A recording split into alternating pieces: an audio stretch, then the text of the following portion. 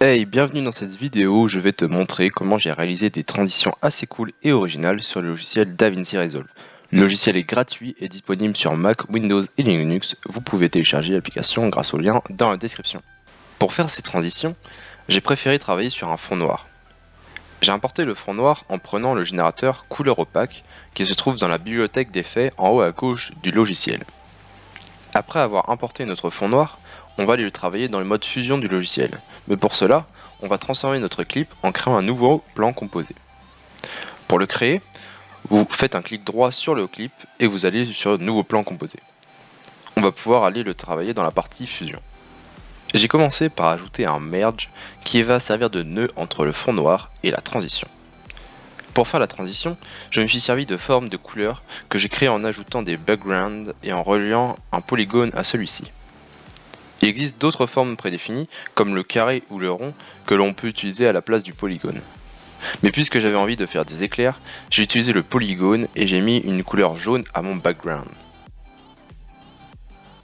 Normalement, rien ne va apparaître sur l'image finale, car on n'a pas encore défini le contour de notre éclair.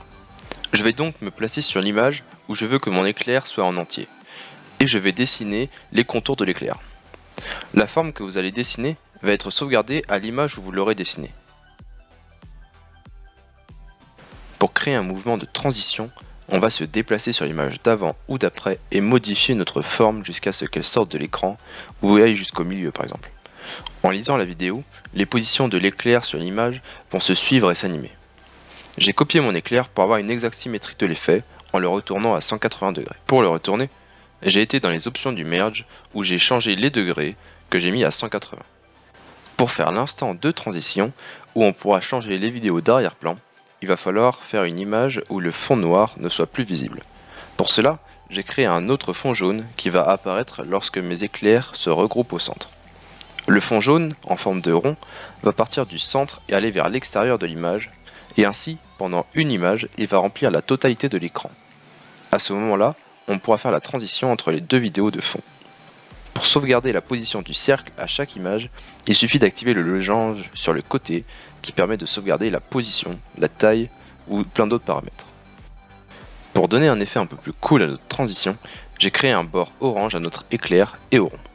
J'ai copié-collé l'éclair et changé la couleur en orange. Pour finir, j'ai augmenté la taille de la bordure dans le polygone, ce qui permettra d'avoir un contour à notre éclair.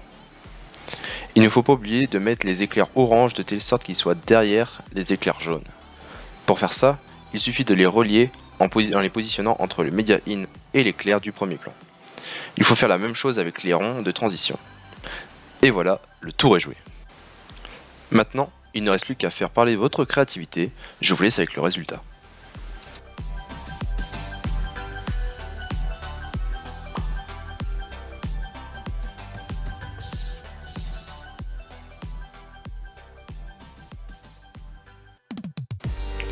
Et voilà, c'est la fin de la vidéo, j'espère qu'elle vous aura plu.